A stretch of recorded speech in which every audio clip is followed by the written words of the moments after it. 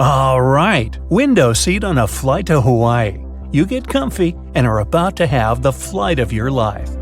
As it goes on, you look out to the darkness and can't even see the clouds as you're cruising above the ocean. You notice that the flight attendant is asking everyone to shut the shades on the windows, including yours. The reason is that they want the passengers to be comfortable with the lighting. If an emergency happens, it'll take your eyes more time to adjust if there is light coming from the outside of the plane and the inside. If a power outage happens and the shades are shut, it'll be easier to act since your eyes are adjusted to the surroundings. Every second counts during times like this. Passengers are asked to leave the shades open during takeoffs during the day. And during a day flight, the cabin crew also asks passengers to leave the shades open so that the natural light outside illuminates the plane's interior. Now, there has never been an incident in history where a phone signal interference caused any problems during a flight. The idea is that when you're thousands of feet in the sky, your phone signal will bounce off different towers and the signal will get more powerful. This normally won't be a problem in mid-flight when the pilots aren't doing much work. The real concentration and critical moments are during the landing and the takeoff. The phone signals will just flood the networks on the ground, which will make the pilot's job just a little bit more annoying. Now, it seems to bother you that the windows on the plane are so small given the improved technology over the years. The windows on airplanes are so small relative to the size because they need to maximize the hull between them and increase the strength of the frame. The overall frame over the plane is actually at its strongest if there aren't any windows at all. Metal fatigue occurs over time, originating at the weak points of the plane. The bigger the windows, the weaker the frame. You lift the shades just to take a peek outside. You're so far from the ground, it looks like you're actually closer to space than Earth, but you're only 7% the distance from where astronauts go. Planes can technically go higher than that, but they can't because it won't be good for the passengers and the crew members. Planes can sometimes cause lightning storms during a cloudy flight, but don't worry, you're safe. The static creates lightning whenever a plane passes through, and it can strike while it's moving. But over the years, technological advancements improve the quality of airplanes. The electrical current of lightning is distributed throughout the aluminum structure so that it doesn't affect the controls. Some people start panicking on the flight. All the windows are shut because the flash of lightning is disturbing for many people who are trying to sleep. One person panics a little too much and tries to open the exterior door in mid-flight. Well, this is almost impossible to do because of internal pressure. You'd have to be a superhero to open it up. The plane exits the cloud cluster back into normal sky. The flight attendants are bringing out some dinner. You pull out your tray and wipe it clean. It's reported that this is the dirtiest part of the plane. Nope, not even the toilet. After cleaning it, they serve some chicken and little veggies on the side. The smell is incredible, but when you take a bite, it somehow doesn't taste as good. It's because the difference in air pressure and the low humidity alters your taste buds, especially the sweet tooth part and the salty buds. Only a few hours left until you arrive at your destination. You wake up and the flight attendants ask you to put on your seatbelt and tuck in your tray. The plane lands and parks. You're the last one out and make your way to the baggage claim. The conveyor belt rotates, but you don't see your bags. When flights lose your baggage, there's a pretty good chance that they're still in the location where you traveled from. Occasionally, they can end up on other flights due to human error. The flight agencies can recover your luggage if you file that they're missing. You read the signs on the flight destination screen showing the arrivals and departures. These signs are written in 3 specific fonts so that people can read them from afar while walking. As you continue walking, you stare out into the large window panels. These windows are made of special material. It makes you feel like you're closer to your plane than when you look through regular ones. You notice they're driving the bags to the planes for loading and refueling them before takeoff. They fill up the planes with just enough fuel to take them to their destination, rather than pumping them with a little extra. That's because they need the planes to be as light as possible since fuel is heavy. You head outside and feel the hot wind of Hawaii in your hair. It's only a matter of time before you're dipping your feet in the ocean water. You try to find a taxi, but they're all taken. taxis are yellow because a salesman in 1907 had a lot of cars in his lot and didn't know what to do with them. He decided to start a taxi business to make use of those idle cars. To make them stand out from the rest of the cars, he decided to color them yellow. According to a survey, yellow cars are the easiest to spot on the street. School buses also use yellow to stick out from the crowd. Colors are important in our daily lives, just like the colors of a traffic light or the flashy red color of a stop sign. But it wasn't always red. In the early 1900s, the red dye wasn't consistent and faded over time, so they used yellow instead. In the 1950s, they finally started using a red color that didn't fade away and white lettering for stop. Well, you finally find a cab and enter. You're so tired and decide to shut your eyes for a bit. Scientists still don't know why we need sleep, but it has to do with resting our brains so that we can function for the next day. You get stuck in traffic and are jolted up by the sound of honking cars. You look out the window and see the ocean filled with people. Instead of waiting in the taxi, you pay your fare, grab your bags that the airline finally found, and head down to the beach. You dip your feet and pick up a large seashell. You put it against your ear to hear the ocean. Of course, you don't exactly hear the ocean, but different frequencies of the ambient noise inside the shell echoing around. The sound just happens to resemble the ocean. You take off your shoes to feel the sand on your feet, but it's so hot that you tiptoe your way to a shady spot. The sand absorbs the heat and can retain it. 85% of sunlight can also reflect off sand and water. You open your bags and get out your towel and lay it on a soft spot. Even though you're sitting in some shade, you're still at risk of getting a sunburn. So you apply some cream to protect yourself. SPF stands for Sun Protection Factor, and the numbers mean how long it will take for the UV rays to affect your skin. After applying it, you dip in the water for a bit and see a large volcano in the distance. The sand around is somewhat black. This is because Hawaii is located in a volcanic range. The color of the sand is determined by the location, environment, and source. Most of the sand in the world is made up of quartz and trillions of particles that used to be rock. The deserts of the world used to be forests millions of years ago, but due to climate changes, everything turned to sand. Some parts of the Sahara Desert still have some geological formations suggesting that there used to be large rivers in the region. Not to mention the discovery of aquatic dinosaurs found in those ancient dry rivers. You're finally settled and sipping on a punchy drink. You see some people surfing the large ocean waves. Surfing was technically invented in Hawaii and later became a popular water sport worldwide. You hang out for a bit until sunset and then head to your hotel to take a long shower. Water was not invented in Hawaii, although it is surrounded by it. It's, an island.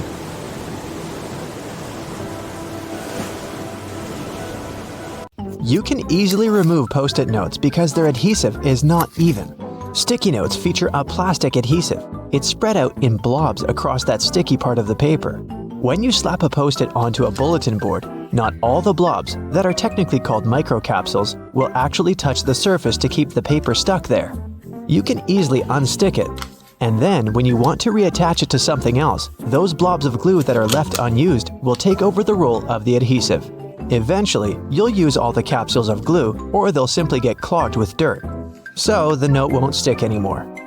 It's very satisfying to chew gum because it's made of rubber. Gum from before had an elastic texture because of something called chicle, a natural type of latex rubber. Now you can chew your bubble gum easily because it's made of synthetic rubber. Some of these are used in car tires too, while others are used in Elmer's glue because they mimic the effect of chicle. Office buildings are a bit taller during the night. When the employees are finished with work, they all go home. Tall office buildings get slightly taller. For example, a 1,300-foot tall skyscraper will shrink about 0.03 inches under the weight of 50,000 people inside, assuming they're all an average weight. You could actually heat your house with just 70 people. If you've ever been trapped in a small crowded room, you know people give off body heat. So you'd need about 70 people in motion to warm up your home in the winter using just their body heat. or maybe 140 people standing still, if you consider the house uses 4 electrical storage heaters and humans radiate approximately 100 to 200 watts of heat in normal conditions. Why does glass break so easily? It's because its atoms are not very tightly arranged. Unlike other solid material like metal, glass is made up of amorphous, which basically means structureless, loosely packed and randomly arranged atoms. These atoms can't rearrange themselves that quickly to retain a firm structure, so glass collapses and fragments shatter everywhere. Do you know why airplane passenger windows are mostly below eye level? Aircraft are way cheaper, stronger, and easier to build without windows, but they're there because many people like the view, particularly about 100 years ago when flights were often conducted at low altitudes. Also, if some passengers are feeling sick, looking out the window can help them reconnect their sense of balance, as their eyes are continually reporting what's going on around them. Windows in this position also help distribute the load around them more evenly. The floor of the cabin where people sit isn't all the way at the bottom of the aircraft, which is why windows end up being quite low compared to both the overall volume of the cabin itself and the eye level of the passengers sitting down. Water feels colder than air at the same temperature because it's denser. Because of that, your body loses heat 25 times faster while surrounded by water than it would if it was surrounded by air that was the same temperature. Since it's so dense, water has a high heat capacity, which means it takes a lot of heat to raise its temperature just a little bit. Water is good at both retaining heat and cold. That's why the ocean is way cooler than land, and at the same time, the hot soup stays hot for a long time. Water is also a pretty good conductor, which means it effectively transfers either heat or cold to the human body. Have you ever wondered why water cleans so well? It's because of its asymmetrical molecules. They are made of 2 hydrogen atoms stuck to a single oxygen atom, which means they're triangular. That's why they have a slightly different charge on their different sides, similar to a magnet. The oxygen end of the molecule is slightly negative, while the hydrogen is slightly positive. Because of this feature, water is great at sticking to other molecules. So when you want to wash away dirt, water molecules will stick to the dirt. They'll pull it away from the surface the dirt was on, no matter what it is. This is why water has surface tension. It's capable of sticking to itself too. House cats share some similarities with big wild cats, but one of the things that sets them apart is their vocalization. The majority of large cats, like tigers and lions, will roar loudly so everyone knows they're coming to defend their territory. But with house cats, most of the time, you'll just hear purrs and meows. That's because of the physiology of their throat and voice box, which helps create these feline vocalizations. So a cat can either roar or purr, but no cat can do both. Bobcats, cougars, house cats, cheetahs, they purr. Purring is specific because a cat creates it when it breathes in and when it breathes out. Roaring has evolved in a particular lineage of big cats, which includes tigers, lions, jaguars, and leopards, except the snow leopard, who lost this ability. They are capable of roaring because of the bendy bones in their throat. Mammals have their voice box in the throat, where air passing by its structures produces sounds. The vocal cords in the hyoid bones are the 2 main parts of the larynx that create different vocalizations in cats. You probably also prefer the pulse setting on your blender. And why wouldn't you? It just works better, and that's because of turbulence. When a blender stops chopping up food and starts spinning it around in circles only, everything you put inside is spinning at the same rate. It's not really about blending ingredients together, but about something called laminar flow. That means all the layers of liquid are continuously moving in the same direction. When you use the pulse function, your blender adds turbulence, so the fruit chunks are not just rolling around the sides of the blender, but they are falling into the center, which is when it's easier to blend them. So you'd like to open your window during a warm spring or summer day. It's so nice to hear the birds singing, and even when you come back an hour later, you'll probably still hear them singing the same song. They're hard workers, and the males are most likely guarding their territory and trying to attract a female. And other animals have their own tactics. Some like to rub their scent everywhere, but birds use a song to send the message, "Hey, I'm letting everyone know, especially other males in the area, this is my space." so they'll continue singing the same song over and over again. During the winter, they will most likely sing fewer notes to each other, or just one note. They want to let others know that where they are is their space. Plus, they're trying to figure out if there's any food somewhere nearby. Why do cats like small spaces? First of all, they are solitary animals, which is why they always search for a safe hiding place to take a good nap. And if you see a cat curled in a tiny box, it was probably just trying to find a nice, warm spot to sleep and avoid the cold floor. Cats prefer room temperatures to be about 57 degrees Fahrenheit. A bit cooler than this is comfortable for us. And if there isn't a convenient sunbeam to lie in, they will look for other solutions, like a cozy shoebox.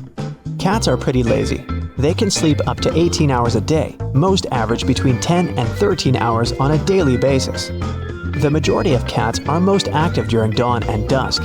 They're not the nocturnal animals that some of us think they are, but a specific category called crepuscular animals, together with other creatures like hamsters, ferrets, and stray dogs.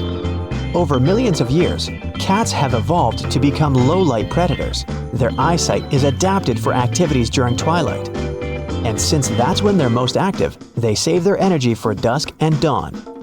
Before they became domesticated, cats would have had to expend large amounts of energy at these times, finding, going after, and catching their prey. House cats no longer need to hunt before each meal, but their natural instincts still encourage them to conserve energy for twilight periods. Why are four-leaf clovers so rare? Similar to animals, plant genes are located in small packages of DNA in the nucleus of each cell.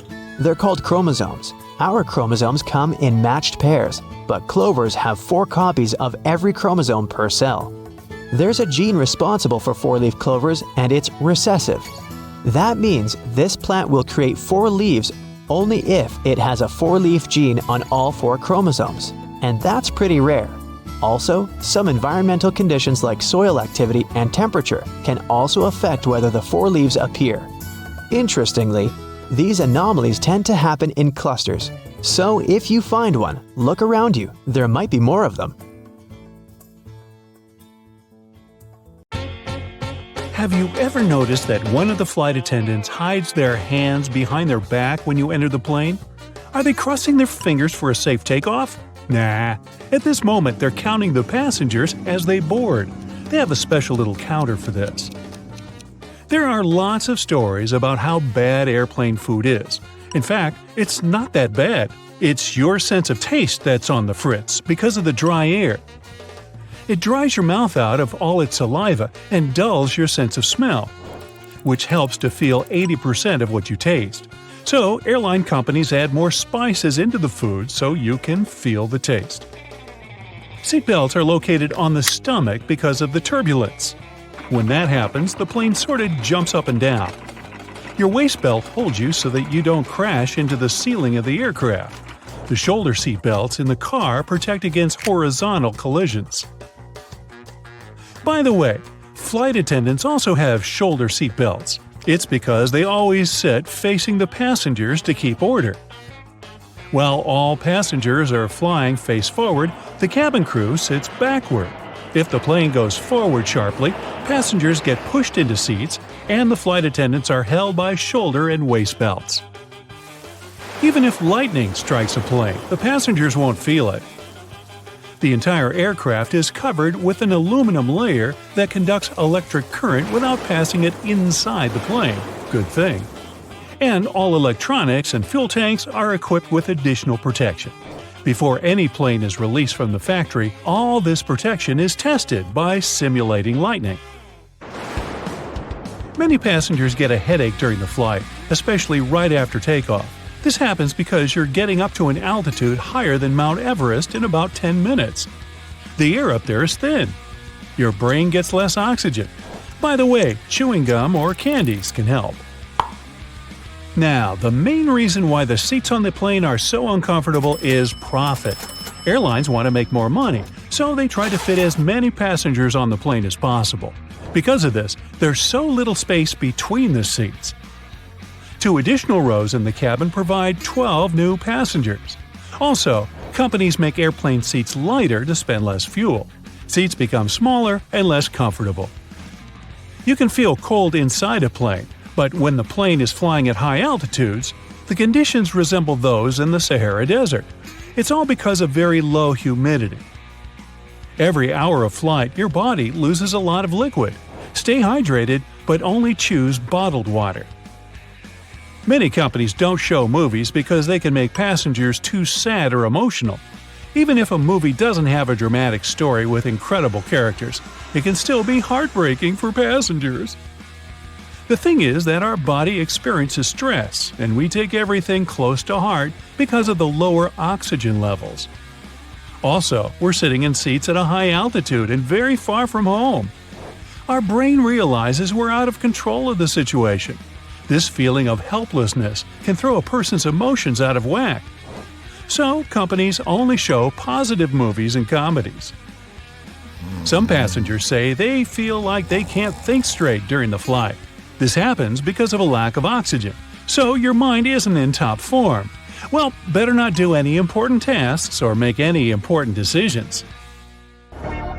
Your corneas are the one part of your body that doesn't have a blood supply. The only way they get oxygen is from the air. So, worsened eyesight and dry eyes are common problems on airplanes. The best solution here is to take with you eye drops along with gum. That worsened vision is the first reason the crew dims the lights and asks you to open the windows during nighttime takeoffs and landings. Your eyes need to be adjusted to the dimness in case of an emergency. The second reason is the plane crew needs to be able to see out the window. There's a theory that hair grows faster during the flight. Some people notice that little stubble appears on their faces after the flight, even if they shaved a few hours before they got on the plane. Anyway, this theory is not confirmed. Some say the cabin pressure, lower temperature, or even heightened stress levels can accelerate hair growth. If you experience stress and get nervous right after you step on the plane, your best solution can be a little training.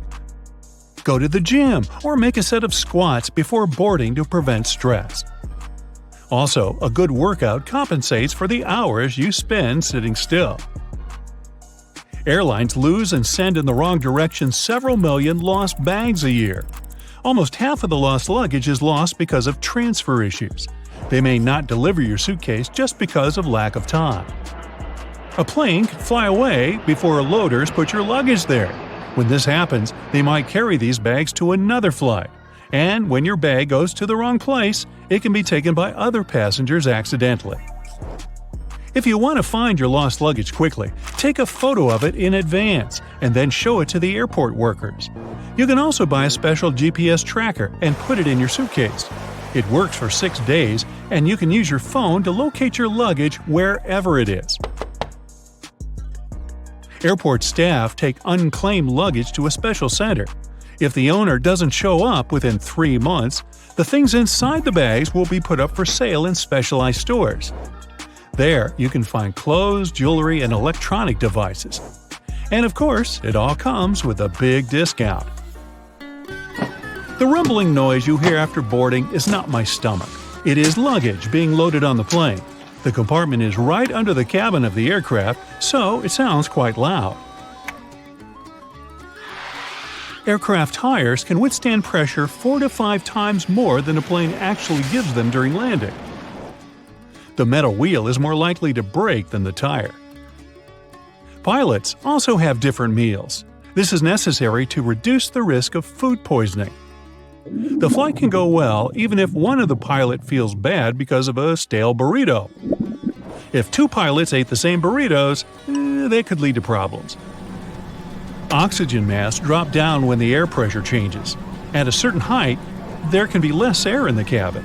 To prevent passengers from feeling this, they should put on oxygen masks. When pilots descend to a safe altitude, you can breathe without the mask again. By the way, masks only have oxygen for 15 minutes. This is enough for the pilots to descend to a safe altitude on which passengers can breathe. The wings of most passenger planes are located at the bottom of the plane. It's built this way because of the engine. It should be installed under low wings because it's closer to the ground and easier to repair. Another reason is that the wing should take a big part of the blow during a bad landing. And if the plane falls into the water, then the wings become a life-saving pillow. Fuel tanks installed in the wings are empty after the flight, and it helps to stay on the water too. The wings of cargo planes are located at the top to make it easy to load the cargo since the hull is located very close to the ground. Also, it helps to avoid getting debris into the engines in case when airfields aren't clean. Plus, this wing location has less aerodynamic resistance during the flight. Little triangles on the aircraft walls are special labels for flight attendants. The triangles mark special windows. You can see flashing indicators through these windows. It signals the landing gear is retracted and the flaps are closed. But for ordinary passengers, this is the place with the best view of the wings. Turbulence is a common thing during a flight, but usually it's so insignificant most passengers don't even feel it. Strong turbulence is rare. By the way, turbulence is just hot and cold air affecting a plane. For better understanding, imagine a big balloon people fly on. Remember the flamethrower installed under the ball? It heats up the air and the hot air raises the ball up. So turbulence is the hot air created by nature, and it makes the same thing with a plane that it makes with a balloon. Also, turbulence can occur if the plane gets under the hot air stream left by another plane.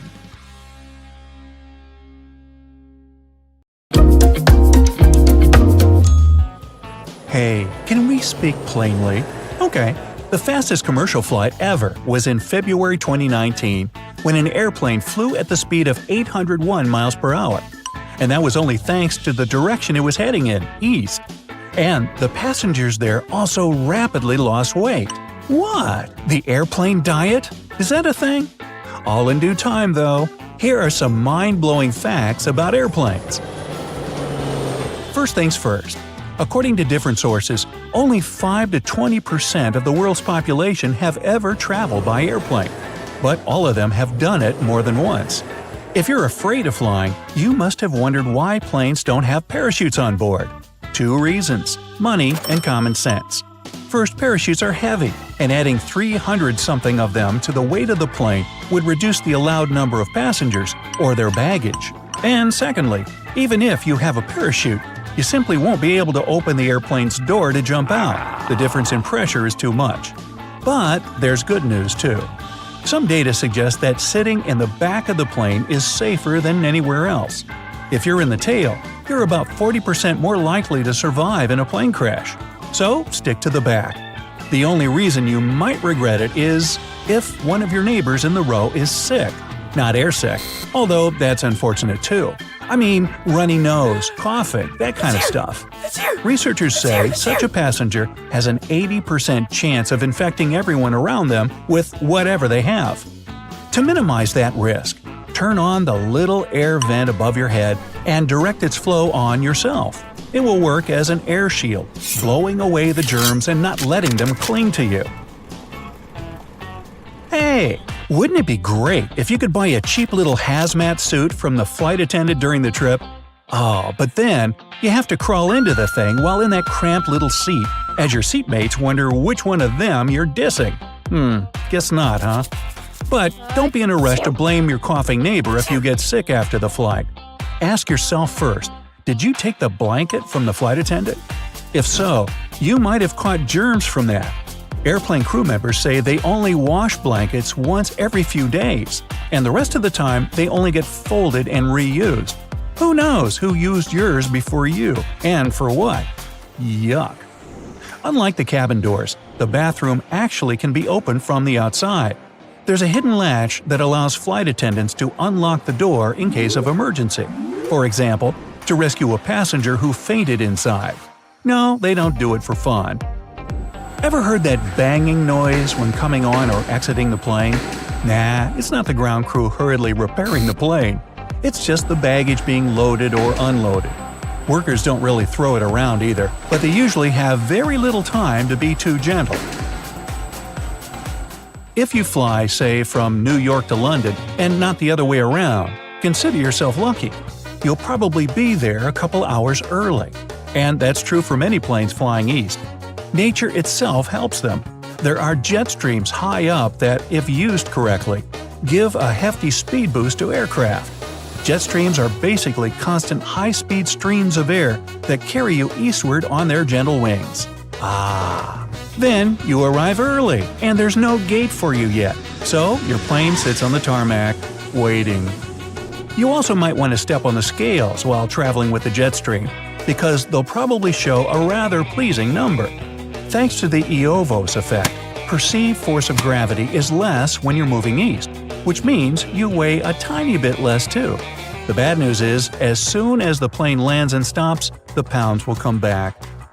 Thanks to international airspace agreements, planes flying from the US to Far and Middle East travel over the North Pole, and you can see its stunning icy landscapes pretty close. That's because airplane fuel freezes at temperatures below 50 degrees Fahrenheit, and the aircraft needs to get much lower than its cruising altitude for warmer air. Make sure to get a window seat. Another sightseeing tour happens when your plane suddenly decides to not land straight away, but make a circle around the airport.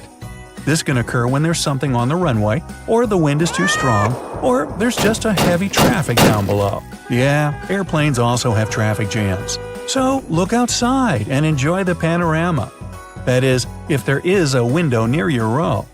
Originally, planes were designed to have seat rows aligned with the windows. But to squeeze more people inside the cabin and make tickets cheaper, most airlines decrease the gap between the rows in the economy class. So your window seat should be more properly called a wall seat. Now, if you want to complain about that, you can come up to the pilot yourself. Just make sure you know the code from the cockpit door. In fact, no one can enter the cockpit without the pilot say so. Even if you have the code, the door will only open after about half a minute, and that's if the pilots don't react. They can deny entrance by simply pressing a button. But let's imagine you've somehow gotten inside the cockpit and the pilots are not there. Uh-oh.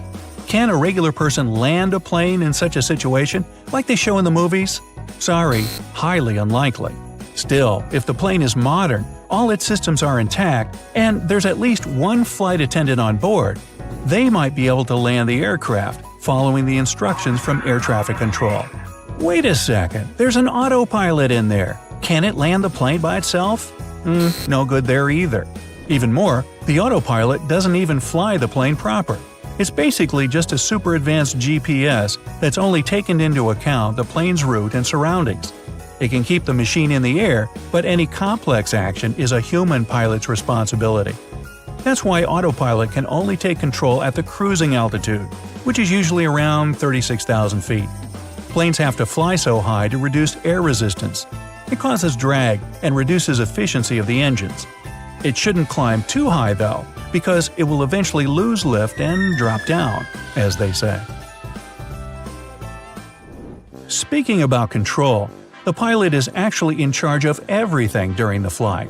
Their level of responsibility is enormous, so they're both law and its enforcers on board. They even have handcuffs to tame unruly passengers, so behave, will ya? So that you understand what kind of responsibility is in the pilot's hands. A Boeing 747 airplane consists of numerous parts, like about 6 million of them. Just imagine navigating this kind of complex machinery with just a couple of buttons and levers. No wonder a pilot has to go through rigorous and lengthy training before being allowed in the cockpit. Even their oxygen masks are different from those in the cabin. While a regular passenger mask only has enough oxygen for 12 to 15 minutes, the one in the cockpit is designed to last much longer. That's because of that same huge responsibility. Pilots have to stay awake and focused to save all those lives on board at all costs. And if you think smaller private planes are safer than big commercial ones, that's a myth. According to statistics, passenger airplanes are more than twice safer than private ones, exactly because of the amount of rules and regulations imposed on them. Pilots follow strict schedules and are trained professionals, while private planes are often flown by amateurs. On the topic of amateurs, some believe that hard landing on water should be safer than on the ground, but that's not true either. Pilots even say that they try to avoid landing on the water. It's called ditching by all means. Because of its structure, water is actually harder than soft ground at the moment of impact, and when the plane falls, it'll probably be filled with water very soon. The crew has to act really quickly to get everyone to safety after such a crash landing. And crash landings are exactly the reason why you have to stow your tray table and get your seat in the upright position. In case of a hard impact, an open tray may injure you, and if your seat is reclined, your head will travel a longer distance to the seat in front of you, increasing the risk of head trauma. It's for your own safety, pal. But at least you'll enjoy the pleasant blue color of that seat. It's made so to calm you down. Psychologists say the color blue helps you relax. If the seats were red, for example, it could have gotten on your nerves and made those who are afraid of flying even more jittery. Whew. And finally, the most important question. What are those mysterious numbers on your boarding pass? Your name, gate, and flight number? Okay, that's clear. There's a 6-letter passenger name reference or record locator that's randomly generated for you personally and gives access to your passenger data to authorities. And then there's a standalone letter depicting your class, A or F for first, Y for economy, and Q for economy discounted flight. Hey, if you learned something new today, then give the video a like and share it with a friend. And here are some other videos I think you'll enjoy. Just click to the left or right, and remember, stay on the bright side of life. Bright side of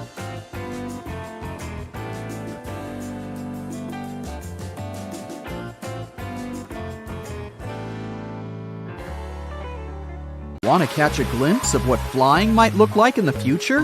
Then you're in the right place. Economy class lie-flat bunk beds, vertical flying vehicles, AI-powered in-flight meal service. Buckle up and let's start our flight. But first, I need to ask you, have you ever heard of the Crystal Cabin Awards? Oh, those are like the Oscars of aviation interior design. And here are some of the most recent winners. Meet Skynest, a lie-flat bed for people traveling in economy class. These nests are supposed to be used on long-haul flights. The design is based on a sleep pod island located in the middle of the plane. And you can book a 4-hour time slot if you want to take a real nap during your flight.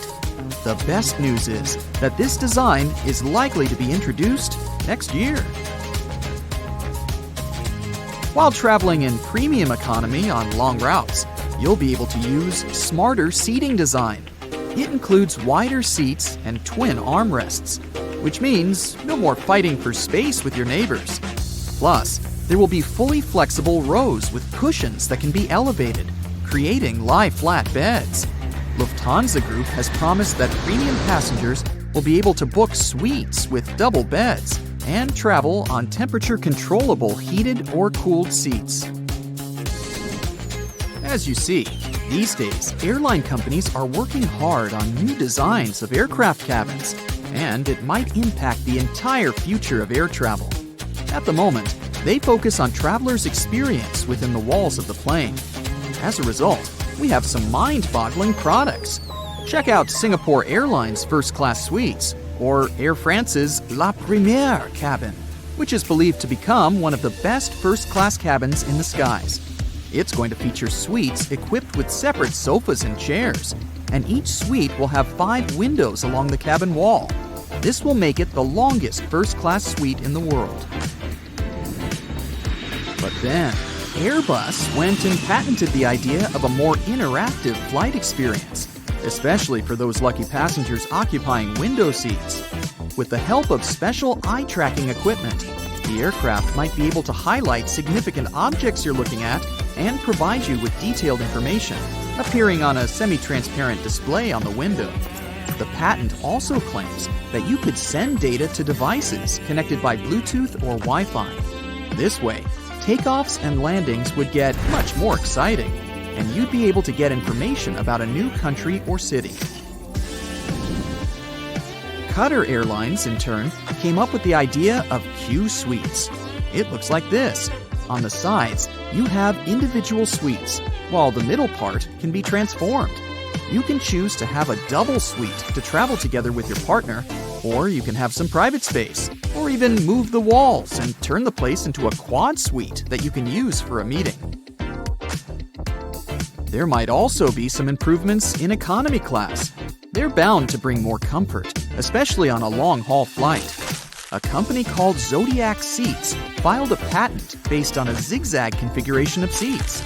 Look at this aisle, which contains 3 and 4 seats, with each of them facing in the opposite direction. This allows for way more shoulder space than regular seating. Plus, passengers have a lot of leg space. Yes, some people might feel a bit uncomfortable having to face their neighbor for more than 8 hours straight, but aren't these space improvements worth it? Now, you might know that moving around the cabin while flight attendants are serving meals and beverages is kind of tricky. Plus, you have to eat at a specific time with everyone else. Or, if you're not feeling hungry, forego the meal altogether. Well, robots might be the solution. One company has suggested using perfectly sized pods that could slide along the rail in the middle of the aisle, delivering drinks and food ordered by passengers. This way, you could get your meal at the most suitable time for you without leaving your seat. This solution is likely to solve the problems with meal service. Even better, it might allow for fewer galleys in large planes. Unfortunately, this idea was filed 60 years ago and hasn't been implemented yet, so maybe it's not as great as it sounds. Another idea connected with in-flight meal service includes using AI. According to its creators, the technology will record what passengers leave on their trays and later use this data to suggest various catering plans on subsequent flights. Now, even though these innovations sound like they're going to make traveling way more comfortable, they're not exactly revolutionary. But look at these innovations. Vertical takeoff and landing aircraft. Hyundai Transys's air taxi cabin concept optimizes space and prioritizes your privacy in a shared cabin. If we talk about short flights, there's City Airbus Next Gen. That's an all-electric, vertical takeoff and landing vehicle with 4 seats based on the lift and cruise concept. It can operate within the range of 50 miles and has a cruise speed of 74 miles per hour. Another amazing prospect is passenger aircraft with AI co-pilots, or even pilots. Some experts claim that planes could potentially be flown on a fully automated basis. Not everyone agrees with this idea, though. A skilled pilot is part of a complicated safety system that reduces risks and keeps passengers safe. Pilots have to be navigators, technicians, engineers, and weather experts. On a regular working day, a pilot needs to deal with ground crew, other air crew, cabin crew, air traffic control, and passengers. That's a lot. And don't forget that they need to communicate well, not only in aviation terms, but also on an interpersonal level. Will AI be able to do the same? Time will tell. But let's get back to the boldest ideas about the future of air travel. Some experts think that sometime around 2040, you'll be able to catch a hypersonic plane ride. Lots of people believe that the era of supersonic planes finished in 2003 when the Concorde commercial airplane was decommissioned after decades of being unprofitable. But it seems the situation might change soon. New supersonic aircraft will fly at incredible heights, and their speed is likely to be at least 6 times the speed of any other passenger plane. Traveling from New York to London, in this case, will take less than 2 hours. By comparison, these days it takes a conventional airplane 8 hours to fly from one of these cities to the other. There is one problem though. The supersonic plane tickets will cost a lot, and statistically, people tend to prioritize price over speed. So experts don't think that a lot of people will be eager to pay a few $1,000s to get from London to Sydney in 4 hours. Plus, such planes will need a lot of liquid hydrogen fuel, and at the moment, it's not cheap. By the way, you might not recognize a plane from 2050. These flying machines will keep changing for the next several decades, and the chances are high that, at some moment, windows will start to disappear from airplanes altogether. This way, aircraft will become stronger and better suited for high speeds. Windows make planes heavier, which results in larger fuel consumption. No wonder cargo planes don't have windows. Planes will also become sleeker and will likely be covered with solar panels. There's also a concept of a plane with its cabin made out of transparent polymers. I don't know about you, but I don't think I'd ever board such a plane. Talk about aerophobia. The chances are that in a few decades, we'll see a hypersonic plane with a jet engine that can turn into a rocket that can fly into space. Liquid oxygen would get injected into the exhaust, turning the engine into a rocket. It would help the aircraft reach enormous speeds, and on the way back, the engine would turn into a regular jet engine once again. Hello, this is your captain speaking. Welcome aboard today's flight from San Francisco to New York. Fasten your seatbelts, and I'll tell you what's going on inside the plane at different stages of the flight. Passengers always board from the left side. That's because the captain sits on the left side of the airplane cabin, so it's easier for him to align the plane with the terminal jet bridge from that side.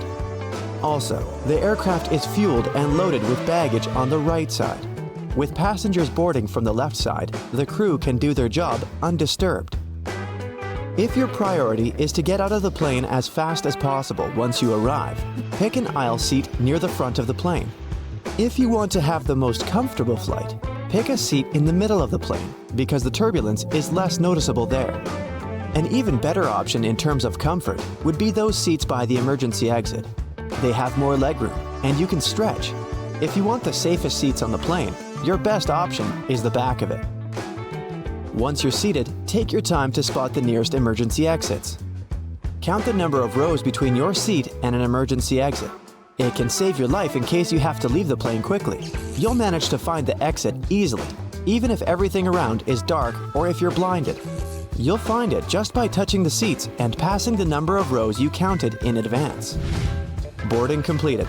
Time to get ready for takeoff. Cabin crew are walking down the aisles to make sure all passengers are following their instructions. Okay, everyone has their seatbelts fastened and window blinds open. There's no one in the bathroom and the runway is all clear. Why aren't we still moving? We can go! Turns out, the aircraft must wait for a while. It's all about safety. When a plane takes off, it activates two powerful forces. One is jet wash, a fast-moving gas so strong it can easily flip a car, so no one can be near the plane. Another force is wingtip vortices that are the result of the wind generating the plane lift. These powerful rotating forces go from both wings and stay in the air for about 3 minutes after an aircraft takes off. If another plane flies into the air while the wingtip vortices are still there, the pilot will lose the roll control over the aircraft. The plane will flip over and crash. So, no plane is allowed to take off without waiting for at least 3 minutes after the previous one leaves. Back to the pilot's cabin. There are two people there, the pilot and the co-pilot. In case something happens to the first pilot, the co-pilot can take over. Both pilots eat different food to reduce the risk of them both feeling unwell. While the first pilot controls and adjusts the autopilot, the second one monitors the controls or communicates with the control tower. Also, there are checklists for safety standards to be satisfied at different stages of the route. So, while the captain is focused on the route, the co-pilot can complete the checklist and make sure that everything's going according to the plan. Flying is costly, so not only the passengers, but the airline as well want to make the flight as fast and short as possible. The shortest way is always a straight line. Still, aircraft routes look like an arc. It's because the Earth isn't flat like we see it on a map. It's a sphere. So, these lines only appear like arcs when we project them on a map. In reality, they're pretty much straight. Every airline and every plane wants to fly this most efficient way, but there are hundreds of planes flying every day, often in the same direction, so the air highway is pretty busy. The route data of every plane is pre-planned and is uploaded to the system. There are several of those so that the pilot has options if something goes wrong or if weather conditions change. The pilot can set up the right mode, and autopilot can control the airplane within its uploaded route. Keep up the altitude, speed, and direction. The pilots, meanwhile, keep an eye on the autopilot and focus on other tasks like navigating, planning, and communicating with air traffic control. On the ground, air traffic is managed by dispatchers, who watch over planes and make sure they don't get too close to each other. The air traffic is especially heavy in some places. So, when an aircraft enters a busy zone, it has to follow a very specific route. There are also specified points called Fixed Navigational Aids, or, shortly, nav aids. Those are devices on the ground that send radio signals in the sky that an aircraft can pick up on. There are also waypoints, which are geographical points on Earth. They're loaded into the GPS system, and an aircraft has to follow them. So basically, the whole route is flying from one waypoint to another all the way to the destination place. Time to start the descent. You can see the plane's altitude on the control panel. The pilots know the plane's speed, so they can calculate at what distance to destination to start their descent. If the altitude is 27,000 feet and the speed is 300 nautical miles per hour, the first number divided by the second gives us 90 nautical miles. This is the point they have to start the descent to maintain the descent path. There are also a couple of other things to consider, such as the wind speed and direction, or uneven speed drop. To descend, pilots have to get approval from the controller. Sometimes, due to traffic, they don't get it right away.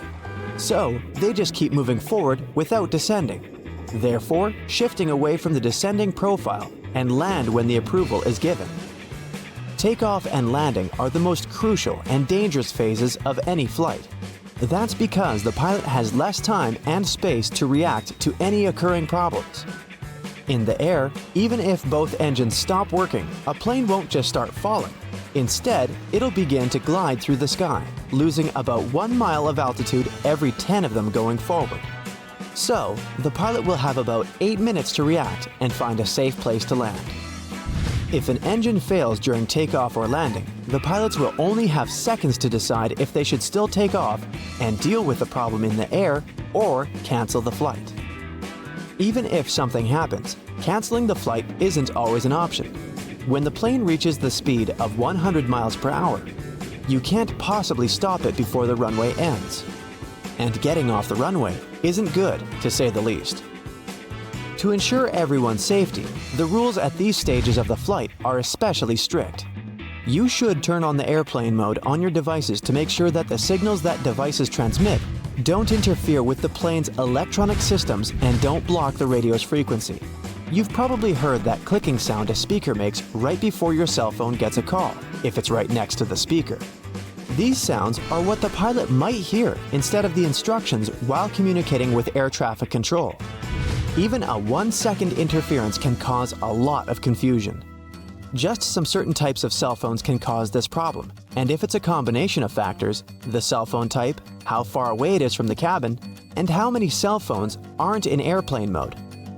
The cabin crew can't find out which of the passengers didn't put their phone into airplane mode, but the pilots will always know when many people didn't do it.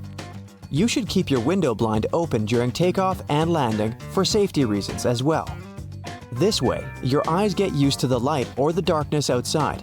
In case of an emergency, during these risky stages of the flight, people who are comfortable with the natural light will react and evacuate faster, which is crucially important when every second matters. For the very same reason, the lights are dimmed in the airplane. This way, the light will be closest to the light outside the aircraft. Another reason is that if the window blinds are open, people from the outside can see what's going on in the plane. For example, they can see if there's a fire inside and where exactly it is. This way, they can plan the evacuation better. They ask you to fold up your table and put up your seat in the upright position to ensure that in case of an emergency, there will be no obstacles in the way. Everyone should be able to leave the plane as fast as possible. The passengers aren't allowed to use the bathroom during takeoff and landing because there's no seatbelt, no safe escape route with no obstacles, and it's not safe overall. A person can get trapped there during evacuation. The pilot isn't even allowed to take off or land while someone is in the bathroom. And looks like we're ready for landing. Welcome to New York. Have you ever noticed that one of the flight attendants hides their hands behind their back when you enter the plane? Are they crossing their fingers for a safe takeoff? Nah. At this moment, they're counting the passengers as they board. They have a special little counter for this. There are lots of stories about how bad airplane food is. In fact, it's not that bad. It's your sense of taste that's on the fritz because of the dry air. It dries your mouth out of all its saliva and dulls your sense of smell, which helps to feel 80% of what you taste. So, airline companies add more spices into the food so you can feel the taste. Seatbelts are located on the stomach because of the turbulence. When that happens, the plane sort of jumps up and down. Your waist belt holds you so that you don't crash into the ceiling of the aircraft. The shoulder seat belts in the car protect against horizontal collisions. By the way, flight attendants also have shoulder seat belts. It's because they always sit facing the passengers to keep order. While all passengers are flying face forward, the cabin crew sits backward. If the plane goes forward sharply, passengers get pushed into seats, and the flight attendants are held by shoulder and waist belts. Even if lightning strikes a plane, the passengers won't feel it. The entire aircraft is covered with an aluminum layer that conducts electric current without passing it inside the plane. Good thing. And all electronics and fuel tanks are equipped with additional protection. Before any plane is released from the factory, all this protection is tested by simulating lightning. Many passengers get a headache during the flight, especially right after takeoff. This happens because you're getting up to an altitude higher than Mount Everest in about 10 minutes. The air up there is thin. Your brain gets less oxygen. By the way, chewing gum or candies can help. Now, the main reason why the seats on the plane are so uncomfortable is profit. Airlines want to make more money, so they try to fit as many passengers on the plane as possible. Because of this, there's so little space between the seats. 2 additional rows in the cabin provide 12 new passengers. Also, companies make airplane seats lighter to spend less fuel. Seats become smaller and less comfortable. You can feel cold inside a plane, but when the plane is flying at high altitudes, the conditions resemble those in the Sahara Desert. It's all because of very low humidity. Every hour of flight, your body loses a lot of liquid. Stay hydrated, but only choose bottled water. Many companies don't show movies because they can make passengers too sad or emotional. Even if a movie doesn't have a dramatic story with incredible characters, it can still be heartbreaking for passengers. The thing is that our body experiences stress, and we take everything close to heart because of the lower oxygen levels. Also, we're sitting in seats at a high altitude and very far from home.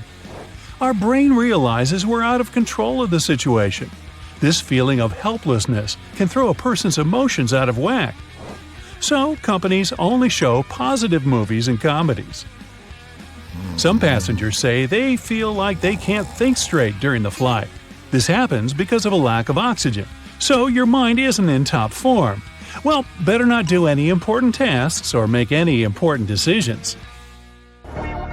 Your corneas are the one part of your body that doesn't have a blood supply. The only way they get oxygen is from the air. So, worsened eyesight and dry eyes are common problems on airplanes. The best solution here is to take with you eye drops along with gum.